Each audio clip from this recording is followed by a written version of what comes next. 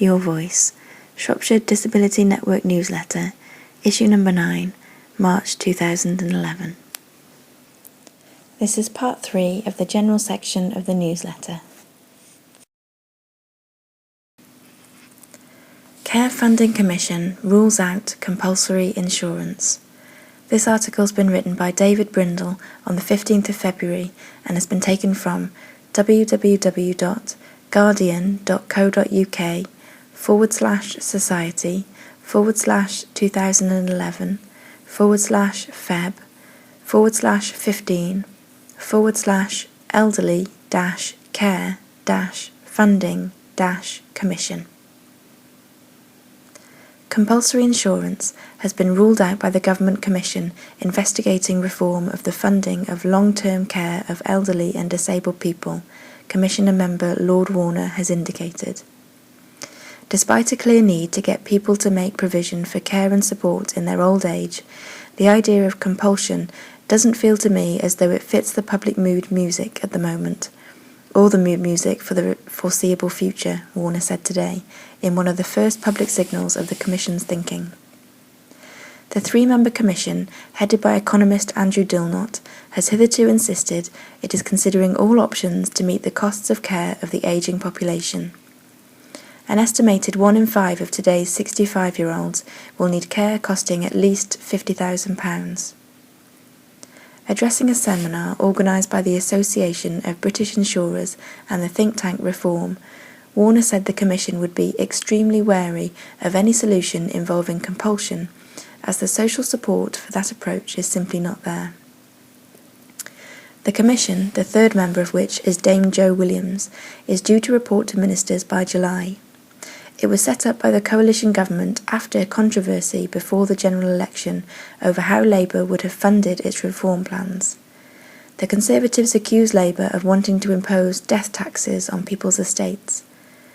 Warner, a Labour peer, said the key to reform would be inevitably a partnership between the state, individuals and families, adding, "Any fantasies about 100% universal state provision, forget it."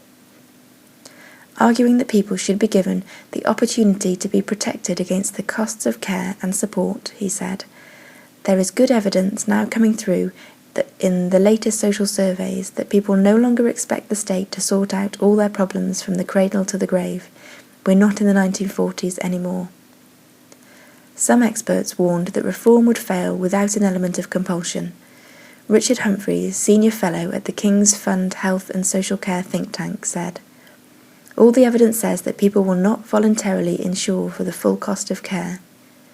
In its evidence to the Commission, the King's Fund is calling for the state to meet 50% of people's care costs, with those able to do so paying a compulsory charge or contribution towards the balance. Smart technology for people with a disability. There are many IT developments that can make life easier or more enjoyable for people with a disability. A few examples are smartphones.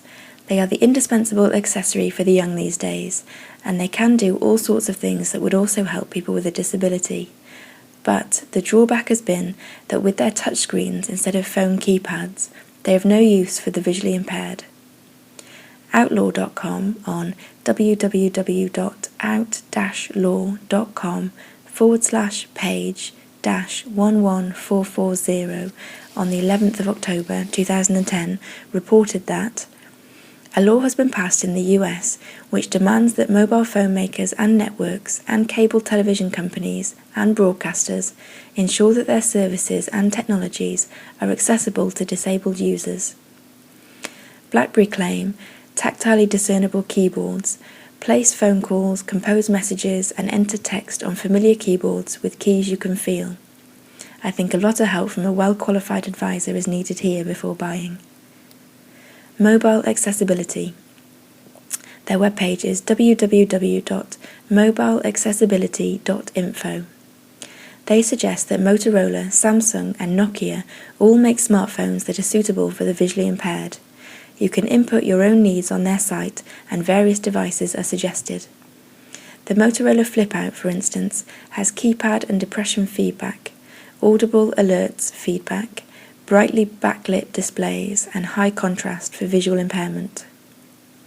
Fighting Blindness, the British Retinus Pigmentosa Society, www.brps.org.uk, say that the Apple iPhone 3GS and iPhone 4 are accessible out of the box using the VoiceOver screen reader via gestures on the phone's touchscreen, or using zoom screen magnification.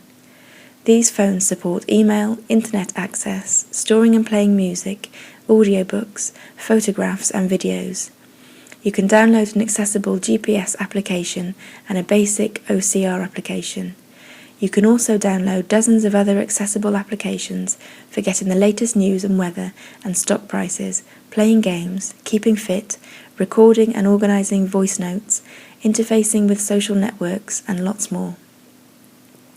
The iPhone can connect to the internet at no cost using Wi-Fi via your domestic broadband wireless network, or at some cost using the mobile phone network. Windows smartphones.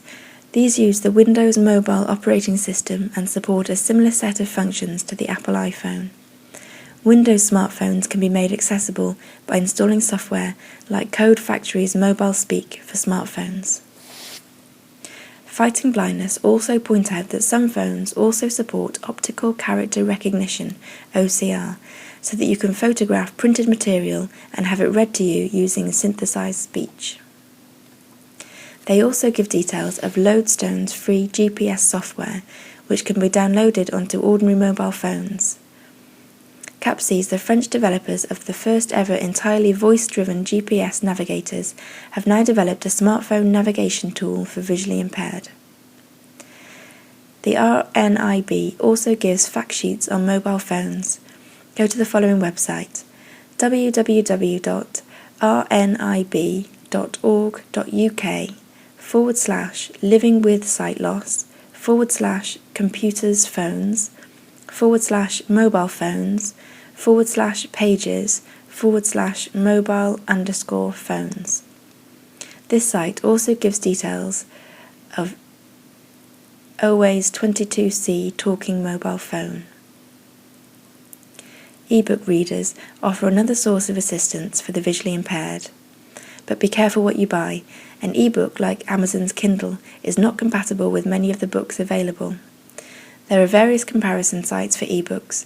Ebook Readers Review is just one at www.ebookreadersreview.co.uk/6-ebook-reader-comparison-matrix.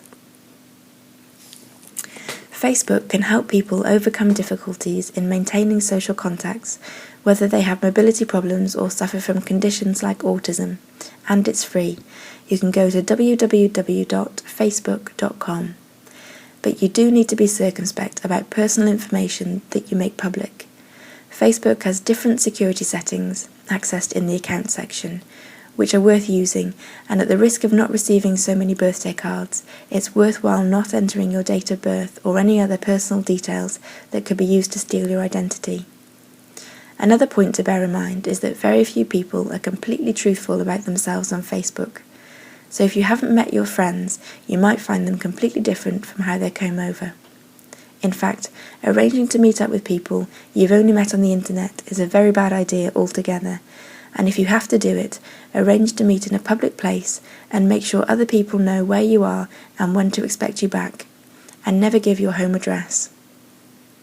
Help about safe internet use can be found at the Information Commissioner's Office, www.ico.gov.uk, and also at Staying Safe Online on DirectGov, www.direct.gov.uk/en/young people/crime and justice/keeping safe/DG_10027670. Skype is wonderful for friends and family who are divided by distance. For a modest subscription and a cheap webcam, many laptops have them installed anyway, you can make free video calls via your computer to anywhere in the world, well, almost anywhere. For more details, go to www.skype.com. Lastly, the BBC's Click programme reported on the 7th of January about an amazing welfare monitoring device which helps seniors to social network and remember appointments, as well as allowing others to check that they are well and healthy. Go to news.bbc.co.uk/1/programmes/click_online/9345709.